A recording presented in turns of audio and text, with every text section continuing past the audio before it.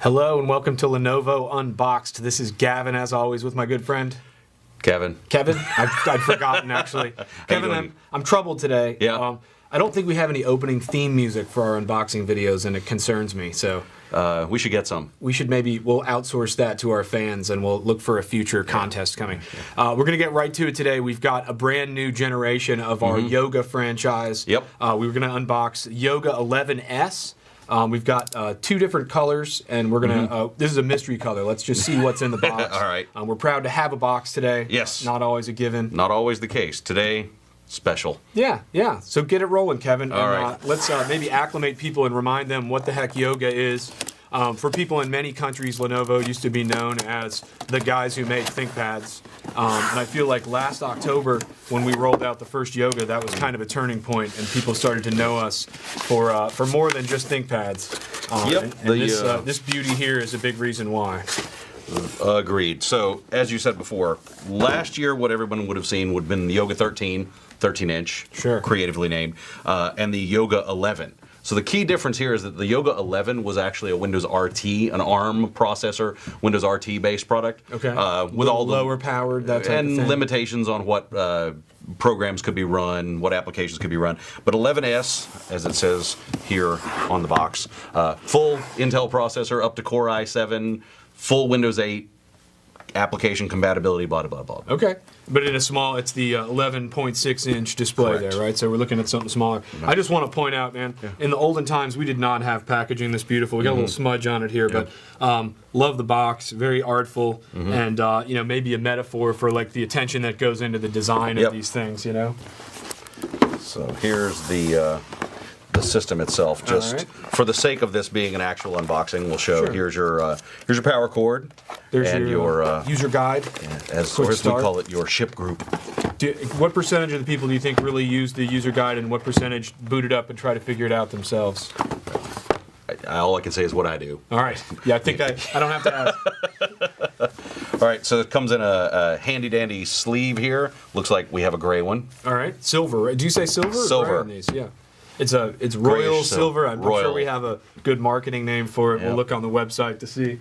Yep, and as we open it up here, Magical silver. little screen screen protector here, and as you open it up, it's actually got a little sticker here. I don't know if we can see this, a little sticker that actually shows you where the power button is. Which is great. We've heard, I know on Twitter, I've had a few people who just got their new yoga Yeah. and said, hey, excuse me, where's the power button? So it's kind of subtly placed in the front panel. Right, there, but purposefully placed there so that when you are using it in all the different modes, say you use it, and we'll get to the modes in a minute, say you're using it in tablet mode and goes to sleep and you want to wake it back up, you don't want the button on the bottom side You don't or want the it top side. inaccessible, You want it on the right? edge. Exactly. I gotcha. All right. So right. show us around this thing a little bit. You mentioned the Yep. modes, and we'll get to the different ways you can use yoga, the things that make it kind of the Yep. dynamic wonder that it is. But let's start with Yep. the basics. The standard around the horn on the ports here, we've got power, SD card, USB 2.0, speaker, rotation lock, and then as we go around the front here, aforementioned power button, and the Lenovo recovery button as well if you ever need to reload the OS or recover your volume up or down. forbid. Second speaker, HDMI, USB 3.0, and headphones. Okay. All right. So not, again, to sort of belabor the whole thing, but I think one of the biggest draws for someone who's potentially looking at buying one of these is the, for lack of a better term, convergence, so that you don't have to carry two devices. Okay. Right. At slightly over 3 pounds, about 3.1 pounds, you've got a fully featured tablet and you've got a laptop. So you're no longer having to carry around a 3.5 pound laptop and a 1.5 pound tablet. Yeah, just right? for those of us who carry both of those in a Yep. backpack, I know that's Yep. that's a major draw when you're Right. traveling a lot or stuff. And then like you've got, the full set of ports that come along with this actually being a full-fledged Ultrabook. All right. Right, which you don't find So- in many tablets. So again, at first glance, when you pull this thing out, it is a conventional laptop. Right. And then you start to notice the hinges. Tell us a little bit about the hinges again Okay. for people who may have missed it the first go round. These Okay. are Lenovo patented hinges, right? Right. I mean, that's really what makes the yoga. Is it's difficult to visualize, but just thinking in very rough terms, there's actually a double set of round cams inside this hinge. So if we can capture this on camera, what happens is when I go back to 180 degrees, only the top section of the hinge is unlocked, and then once I pass 180 degrees, the flat part of the cam on the top interacts with the flat part of the cam on the bottom, and it unlocks the bottom part of the hinge, which lets me start to pull it all the way around into tablet mode. All right, so this is awesome to me, not only because then it's a tablet, and again, I remember we walked around New York City the day that Yoga was announced to the world, and we blew people's minds from Times Square down to Washington Square Park. But what I love, Kevin, is the part about the keyboard, and I want to make sure we mention this because a common question people have is, as you're flipping it around from laptop to tablet, what about the keyboard? And so I know that for number one, the keyboard is slightly recessed, right? Correct. So when it's laying down flat, no keys are being pressed. Okay, and then also when it goes past 180 degrees, the keyboard turns off. Magic happens. The keyboard is disabled, and you're officially in tablet. So when you're holding this and using it in tablet mode, even though my hand may be resting on a key, I'm not typing anything. Okay. Right? So that's also a scratch-resistant coating on the keyboard. I know, so we've got you covered. Never fear when you flip around to tablet mode that you're doing anything wonky or weird to your keyboard. Nope. That was probably the number one question that people had when we first introduced Yoga. Like, you guys have lost your minds. You're mad. No, that was probably one of the first things they thought of, actually. Yep. So on to the modes. Okay, yeah. Right? So I think laptop mode is pretty self-explanatory. I think most of you are tech-savvy enough to know what a laptop is by now. Tablet mode, also pretty self-explanatory. And, from the studies I've seen, that's probably about 50-60% of the total usage time of Yogas in the market is between laptop and tablet mode. Sure. However, we've got another couple of modes that are pretty cool, right? We've got what we call stand mode, right? The most obvious applicability to this is watching movies on an airplane. Absolutely, man. We've all been there. Yeah, the guy in front of you is getting ready for a big nap. There's 12 hours left in your flight, and the guy's reclining right into your face. So. Right. So if the edge of the tray table is here, the seat coming down here is much preferable to having the seat coming down crunch. Yep. Right. Yep, and it happens every time, man. The longer the flight, the more sure you can be the guy in front of you really needs a nap. Right. I've always found. And then there's some other use cases for this, like video chatting using Skype or any other video chat application. You've got the screen a little closer to you. You can adjust it very easily.